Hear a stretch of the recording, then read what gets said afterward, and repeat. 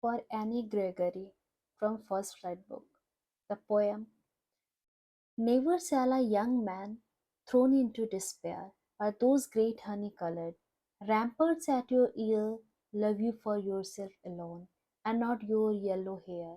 But I can get a hair dye, and set such color there, brown or black or carrot, that young men in despair may love me for myself alone, and not my yellow hair. This was the text of the poem, written by W.B. Yeats.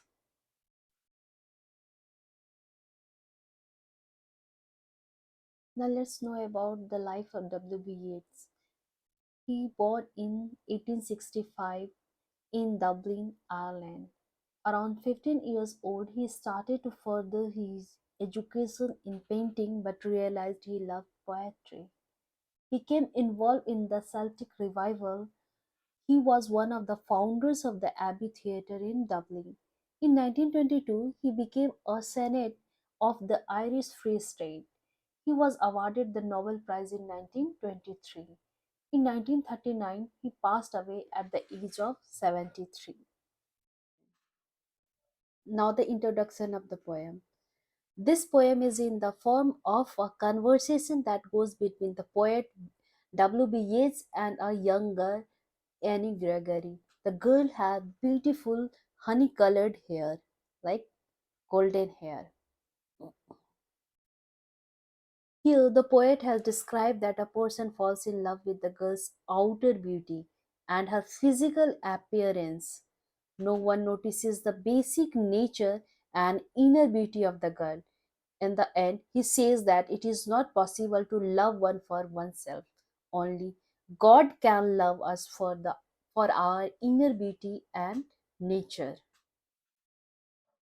Now let's see the explanation of the poem. In the first stanza, the poet says to Annie Gregory that a young man can become sad and hopeless if you reject him. The poet goes on to describe her beauty and says that she has such a beautiful golden hair that anyone will fall in love with her. They fall on her ears and seem like protecting them in the similar way as a boundary wall protects the fort. Here, the poet has compared Annie Gregory hair to walls.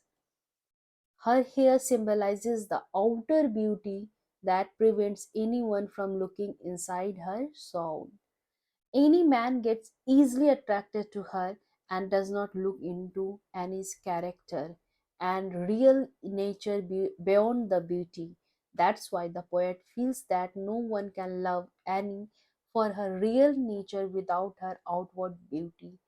One can only love her for her golden hair and physical beauty. In the second stanza, Annie says to the poet that she can change her hair color.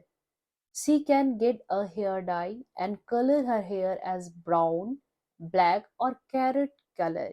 She means that the outer beauty is temporary, it can change at any time. So the men who love her will see her actual nature behind the beauty.